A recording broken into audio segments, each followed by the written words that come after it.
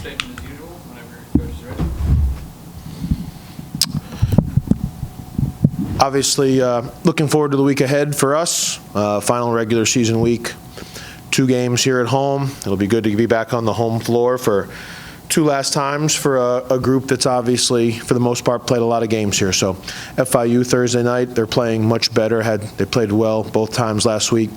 Great win over Kennesaw. Overtime loss to Jacksonville State. Obviously, we struggled down there. So a game that where FIU certainly has our respect, and we've already begun preparing to make sure we're ready to go. And obviously a big game on Senior Day versus Liberty here. So 2 big games. Obviously, we'd love to finish the season strong going into Huntsville, Alabama, and looking forward to what's in front of us. All right, the first time against Liberty or against FIU, they kind of shot the lights out against you guys. 11 for 22 from 3. How do you kind of slow that down? Yeah, we got to figure that out. It's they've struggled to shoot the ball really since then. I mean, a couple of their wins they've shot it well, and then in their losses they've really struggled. So we got to make a decision whether to pressure out and to really try to take away the 3. When they haven't made 3s, they have struggled to win. So I would think limiting that is an important part of the game.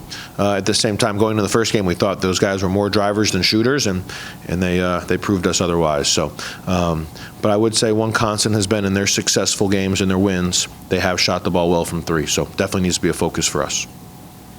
Coach, we have a split weekend like last weekend, day of great shooting and a day of, not the best shooting that you guys have seen on the year. How do you kind of find takeaways from those on both sides?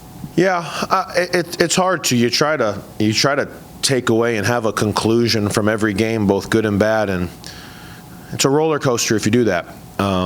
We played, obviously got off to a great start at UTEP, and we just had an energy and a juice to us that was as good as we've been in a while. And it seemed at New Mexico State we didn't quite have that, and whether that's being physically tired or mentally tired, or I'm not exactly sure, but I think the shooting kind of correlates to our overall just freshness and togetherness and energy, and so we've got to regain that.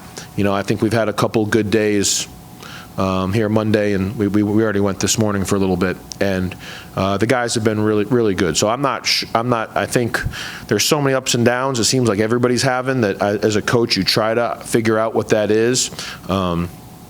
At the same time, if you can just string together positive days, I think the shooting follows. I don't think we got to make sure that our energy and togetherness and our excitement to play is top notch. And when that is, we usually shoot the ball well. I don't think you can just rely on let's hope shots go in and then we'll get playing well. So I think the shooting is kind of what follows. So hopefully we can control what we can control, and if we play with a good energy and good pace and share the ball, hopefully the shooting follows. Basketball is a game of runs, and you really did see that whenever it came to these past 2 matchups. I mean, being up so much against UTEP and then them going on a huge run in the second half, and then kind of New Mexico State staying with them at the beginning of the game and then them kind of taking off a little bit. How do you really limit those runs? Yeah, it's we got off to a great start versus UTEP, and I guess I always assume there are going to be runs, especially when you play on the road. The energy in that building in the second half got pretty. I was impressed that we were able to keep it together and we were able to execute when the game got to 59-56 or 61-57. I mean, that was a potential breaking point right there, and we were able to lock down and get stops. We were able to turn. Wu made a great defensive play that allowed Christian to get a steal and a run out. Wu made an offensive rebound bucket that was huge. So we were able to really dig down and execute to hold them off. Obviously, you don't want to blow a lead like that. At the same time, I guess part of the reason I just watch a lot of basketball and I saw the Boston Celtics up 26-3 the other day, and they did not win the game. So I'm not saying we're better than the Celtics. So I guess rather than just try to say that can never happen, you try to understand why it does. You try to understand that it's human nature. You try to understand that New Mexico State started the game 7 for 7 shooting on Saturday. And then we held them to 65 points. But I think that 7 for 7 caused us to get a little bit mentally down at the beginning of the game, and it caused us to rush our shots. We tried to make up for that lead in one possession sometimes. So basically, the fact that they were successful and they made a run, it caused us to get a little off our game plan early on, especially on the offensive end.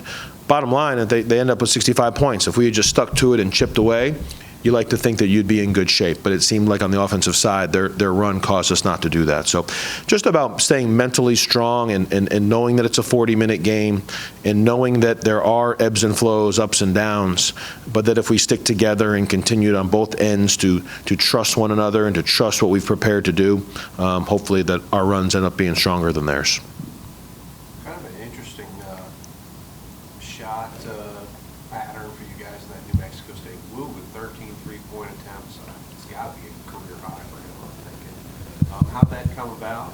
Is that just sort of a one-off? Yeah, well, we were losing, so I think part of it was, you're trying to catch up, and you watch Kennesaw State catch up to Liberty the other day, and I hear the commentators say, don't shoot any threes, get paint touches, but when they made 4 threes in a row, they went from down 3 to up 9, so it is the way to catch up. And New Mexico State's defense was causing that. I mean, they were so in the gaps, taking away our drives, and we were early in the game, we were trying to push through that, and we were losing the ball, and there were some turnovers attacking. I mean, until you make shots, teams will kind of, I won't say give them to you, but their defense was to force us to shoot threes and then contest them. They started basically 3 big guys, and they were walled up in the paint, doing everything that they could to not let us get paint touches. We got a lot of paint touches the night before versus UTEP.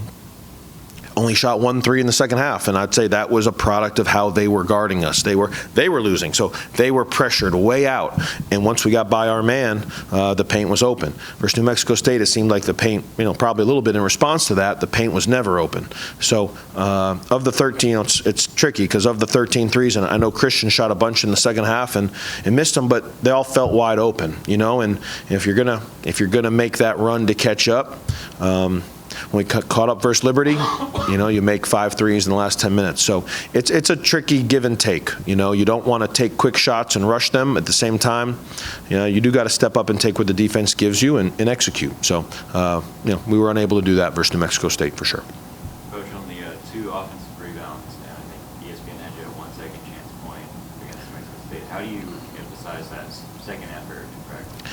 Yeah, we discussed that. We were aware of that during the game, and I guess when I start off by saying I felt like we were some combination of mentally and physically tired, to me that's the most telltale sign, because we did miss a lot of shots, and when we're really good, we're making that second and third effort to keep the ball alive. Most of our recent wins, you can pinpoint offensive rebounds that have led to baskets that are a huge part of those, and it just seemed we were a half a step slow to every basketball, whether it's off the glass, even loose balls on the floor. It seemed we were a half a step slow. So it just seemed like our overall juice on Saturday. I thought our care factor was there. I thought our intent was right, but it seemed like we were moving slow. So whether that's a product of the trip or the road, we could talk about that forever. But it seemed like we were mentally and physically just a little bit off, and obviously we've had to kind of refresh ourselves because we are a little smaller than people. So if we're not going to be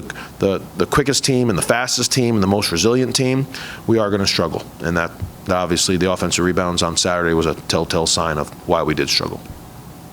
Coach, last week gave an update on Enoch, how he's staying here, but back in practice. Is he back practicing with you guys this week? Do you expect him to play this week? Back practicing this week. Yep, he's in a good physical and mental spot right now, and he's practiced the last couple days, and he's available to play on Thursday. You stole my question.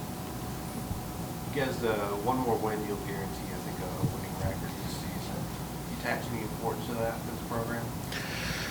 I'm not sure. I guess at the end of the year we can look at the whole picture.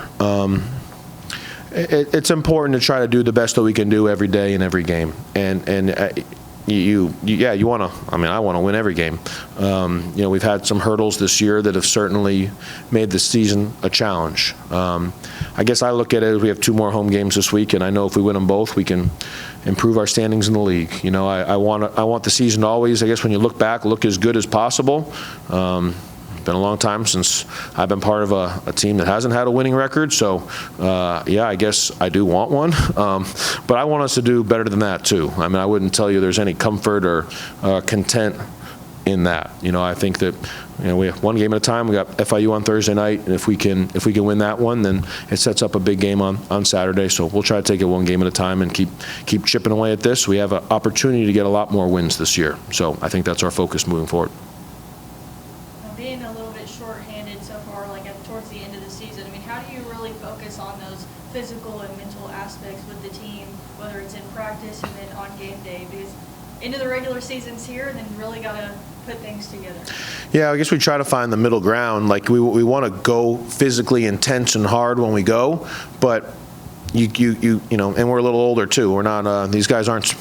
They're not 18-year-old kids. So you want to go hard and you want to push them because you have to keep that day-to-day intensity. At the same time, you don't want to go for too long because their bodies can wear down and it increases the risk of injury and things like that. So we've tried to find that middle ground where maybe we don't practice super long, but we still go hard when we go. We went this morning. We were out there for probably 32 minutes, pretty intense, and we're going to come back at 2:30, and I would think we'll go for 50 minutes to an hour. So almost maybe just try to shorten what we do, but obviously keep the intensity and the speed and the effort ramped up when we go. How's Christian's back holding up? Holding up. He's practiced well. I think he's getting treatment on it every single day. I see him warm up with some kind of brace on it, so I think he's, John Irwin and him work together every single day to make sure it's good, but he looks full speed and has been a full go in everything we've done, so I think he's feeling better and better. A little bit of news came out today, 2-year finalists for the Joe B. Hall Award. Just want to get your thoughts on that. I don't know. I guess my initial thought was, man, I guess they told me it was for first-year coaches, so I said, man, there must not be a lot of first-year coaches this year, if you want my honest thoughts.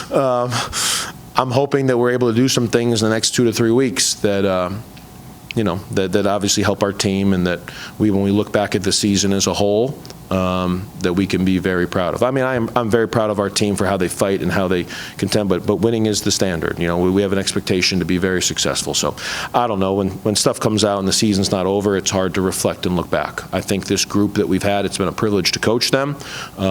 There's certainly some moments this year when the guys could have chosen to head either direction, and I'm proud of them, and hopefully, as a staff, we feel that we've, helped inspire them to continue to do their best through the ups and downs of a season, because every season is different. So obviously this is a group that I think we're all personally very, very close, but I think we hope to have more success. Like I said about your question about the whole season, for me, it's hard to reflect or look at anything when, to me, I'm still hoping we win 5 or 6 more games. So.